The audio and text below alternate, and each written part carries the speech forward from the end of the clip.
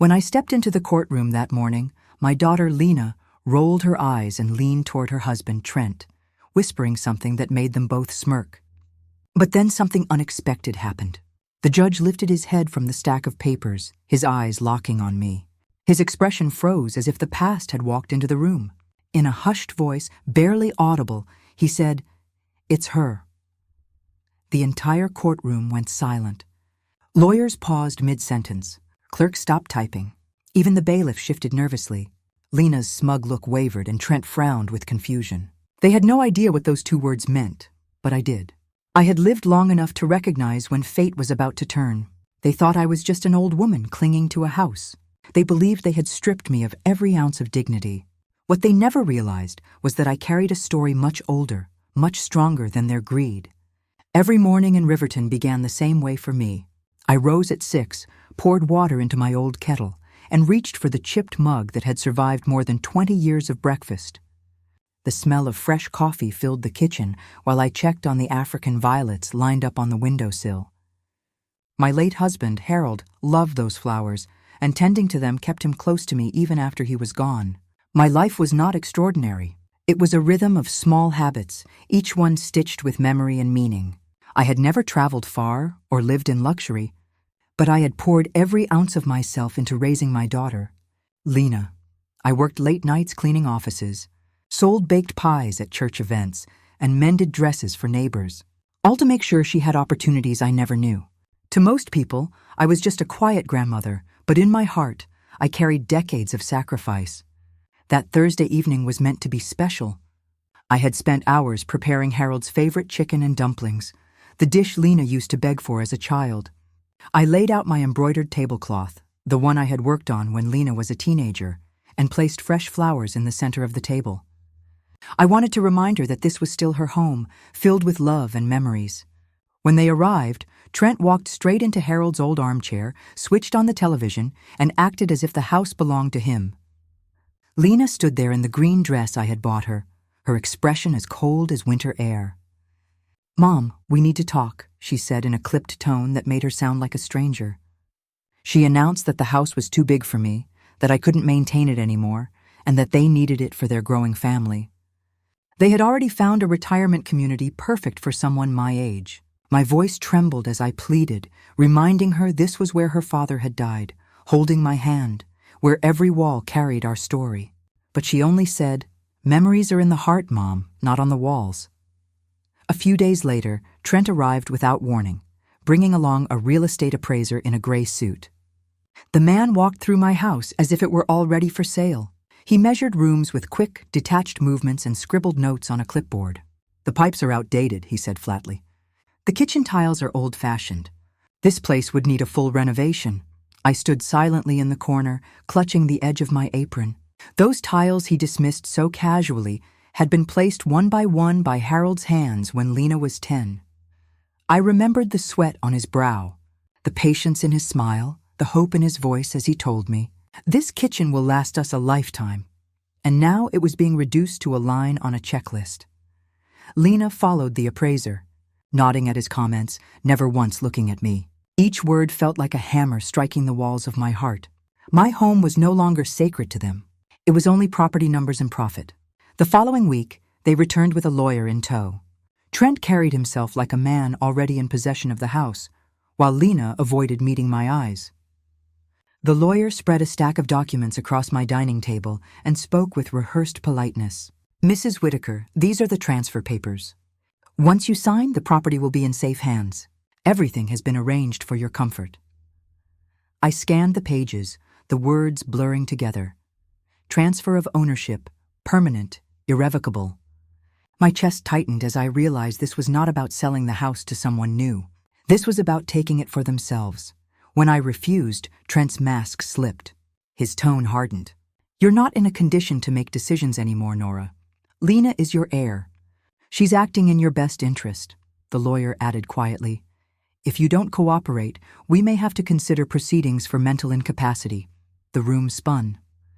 My own daughter, the child I had worked so hard to raise, was preparing to strip me of everything I had left. My hands shook, but I forced the words out. "I'm not signing anything." That night, sleep would not come. I sat in Harold's armchair, the silence of the house pressing down on me like a heavy blanket. For the first time, I allowed myself to wonder if they were right. Maybe I was too old, too fragile, too useless to stand in their way. The thought cut deeper than any insult Trent had ever thrown at me. My eyes wandered to the framed photos on the wall. Lena as a baby in my arms. Harold smiling at her graduation. Our family gathered around Christmas dinner. Every memory told me I had lived for others, given everything. Now I was being treated like a burden. I whispered into the quiet, "Harold, I don't know how to fight this alone." The next afternoon, as I wandered through the house like a ghost, I opened Harold's old desk drawer. It was mostly filled with faded bills, envelopes, and letters I had seen before, but tucked beneath them was a slim folder bound with a tiny lock. My breath caught. I had never noticed it in all these years. I searched the drawers, then the shelves, until I found a small brass key hidden inside one of Harold's favorite books about investing. My hands trembled as I slid the key into the lock and turned it. The folder creaked open, and inside was a stack of documents neatly arranged with Harold's initials on the corner. Most pages were contracts and statements I didn't fully understand. But one caught my attention instantly. It was a will signed and dated just 6 months before Harold had passed.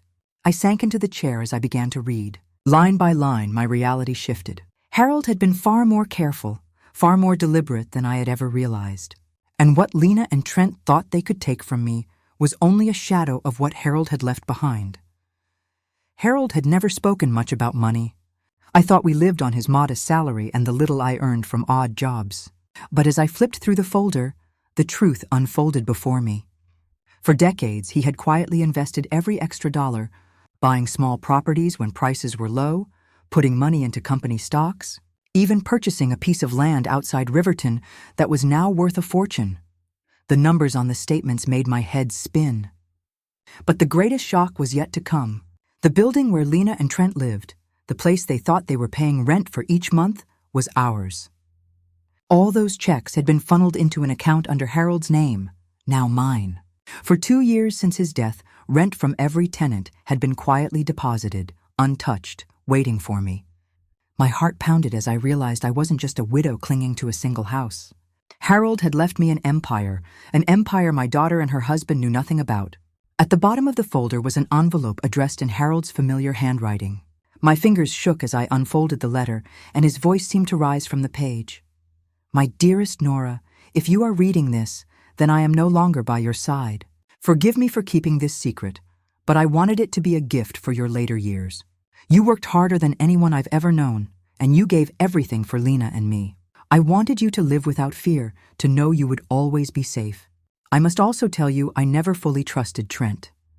There is something in him that worries me, an ambition that has no heart. That is why I arranged the inheritance as I did. If Lena treats you with love and respect, she will share in this legacy.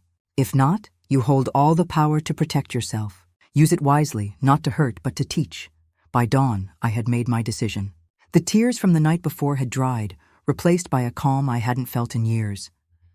I brewed my coffee, watered the violets, and set the folder of documents neatly on Harold's old desk. For the first time in a long while, I felt steady, almost unshakable.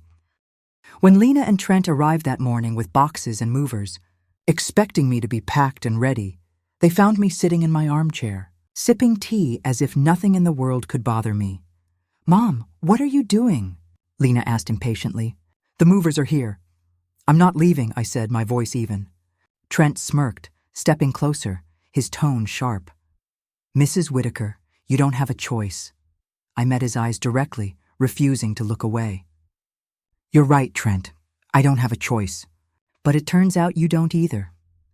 The mover stood awkwardly in the hallway, waiting for instructions. Trent waved his hand toward them as if signaling troops. "Go on, start with the living room," he barked. "Not so fast," I interrupted, rising slowly from my chair. I walked to Harold's desk and picked up one of the deeds. "Did you know?" I asked calmly. "That the apartment you've been living in for 3 years has never really belonged to you?" Trent's smirk faltered.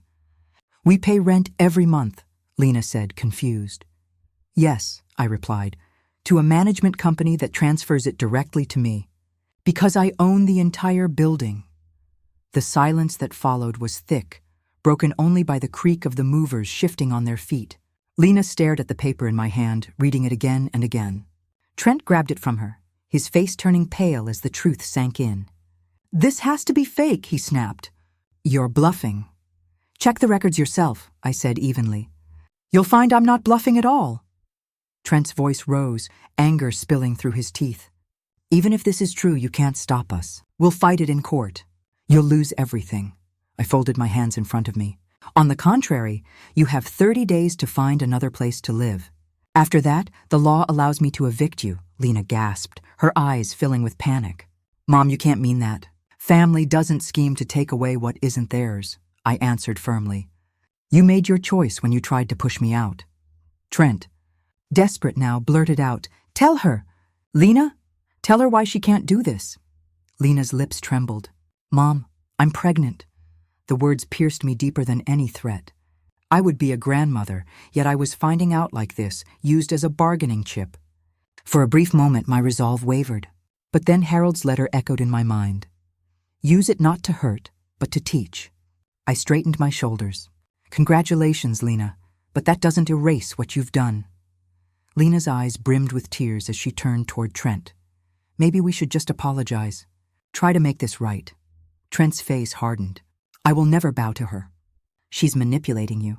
She's manipulating all of us." I stood quietly, letting his words hang in the air. The truth was finally showing itself. "Trent, please," Lena pleaded, clutching his arm. "She's my mother. We can't throw her out like garbage." "No," he barked, shaking her hand away. "You're weak if you give in."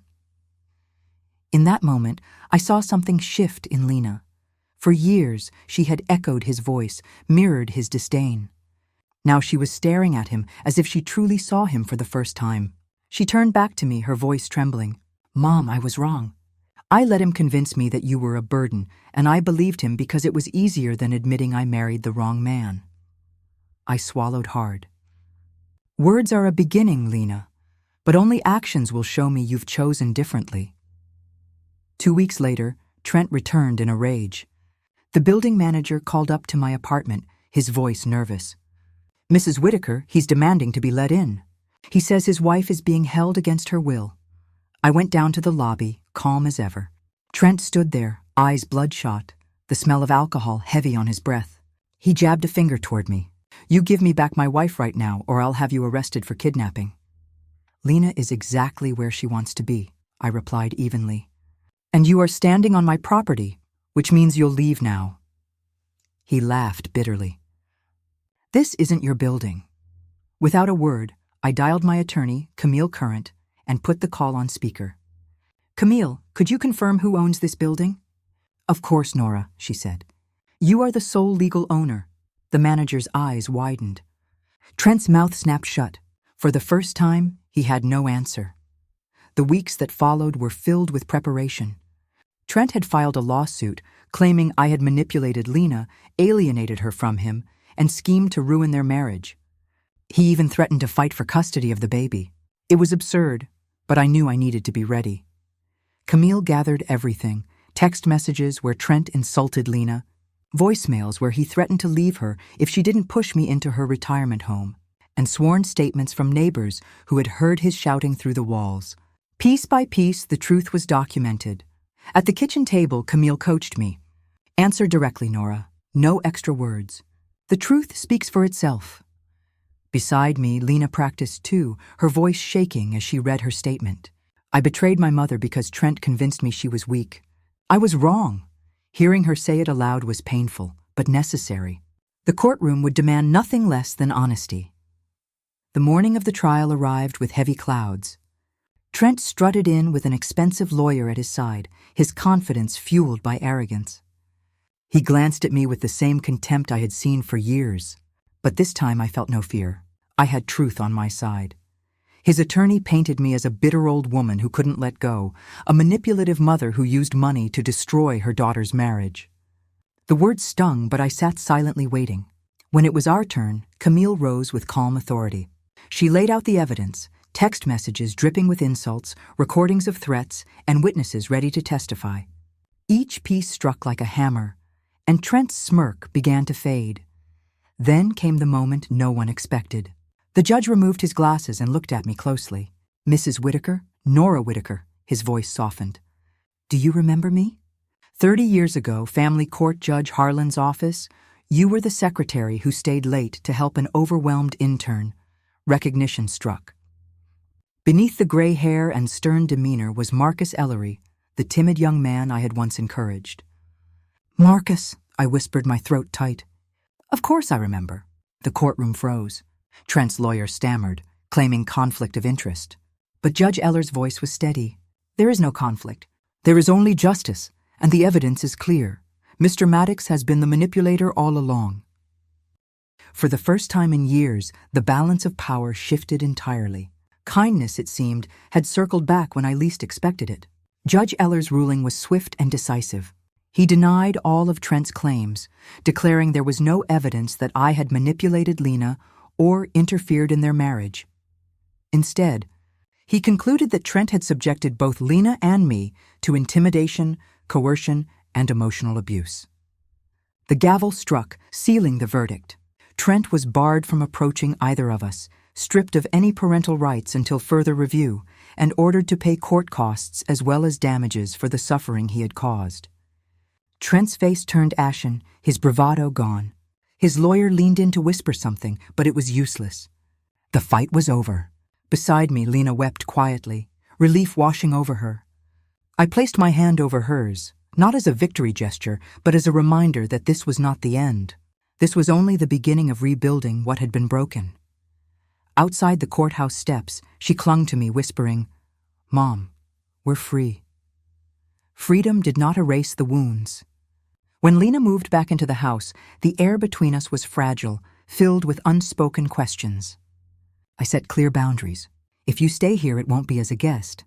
You'll contribute, you'll be responsible, and you'll earn my trust back." She nodded, her eyes lowered. At first, the silence between us was heavy. We spoke only about daily necessities, the weather, the groceries, her morning sickness. Yet I noticed small changes. She washed her dishes immediately after meals, kept her old room neat, and even helped tend Harold's violets without being asked. One afternoon, I found her folding laundry in the living room, something she had never done before. She looked up, nervous, and said, "I want you to see I can take care of things on my own." It wasn't much, but it was a start. Actions, I reminded myself, not words, would show whether my daughter had truly returned to me.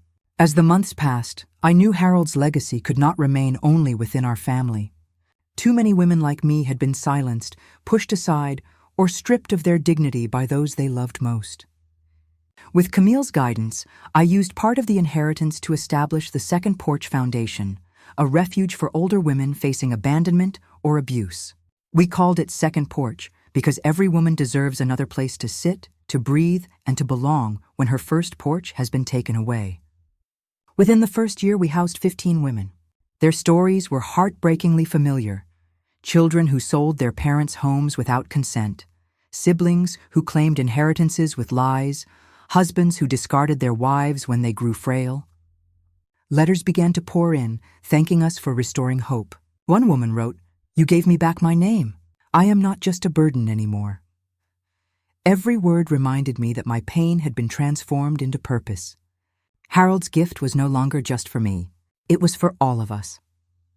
5 years later, the garden in Riverton was alive with color. My granddaughter Isla, now 4 years old, ran barefoot across the grass, chasing butterflies, her laughter echoing through the yard. Lena stood at the porch steps, her hands dusted with flour from preparing Sunday lunch. She had rebuilt her life, going back to school and becoming an accountant at a small but thriving firm. More importantly, she had regained that easy laugh I remembered from her childhood. That afternoon, an envelope arrived addressed to me. It was an invitation to the dedication of the third Second Porch home. Dozens more women would soon find safety and dignity within its walls. Later that week, Judge Marcus Ellery visited with his wife.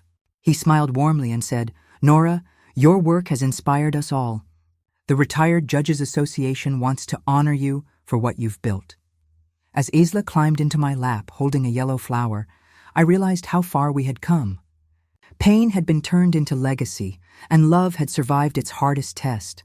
Looking back, I see now that true strength was never in shouting or fighting louder. It was in standing calmly with the truth in my hands, refusing to be erased. Harold's letter had told me to use power, not to hurt, but to teach. And that is what I tried to do. Lena learned that respect cannot be forced, and I learned that dignity is something we must protect for ourselves. If my story reminds you of your own, know this: you are not powerless. Even in the darkest moments, there is always a way to reclaim your voice, your place, and your worth. Sometimes life circles back with unexpected kindness, the way Judge Ellery remembered me after decades. Sometimes the victory is simply refusing to be pushed aside. If you found meaning here, I invite you to share this story. Leave a comment. Let me know where you're watching from, and subscribe if you'd like to hear more. Together, we can keep these lessons alive, reminding the world that dignity never expires.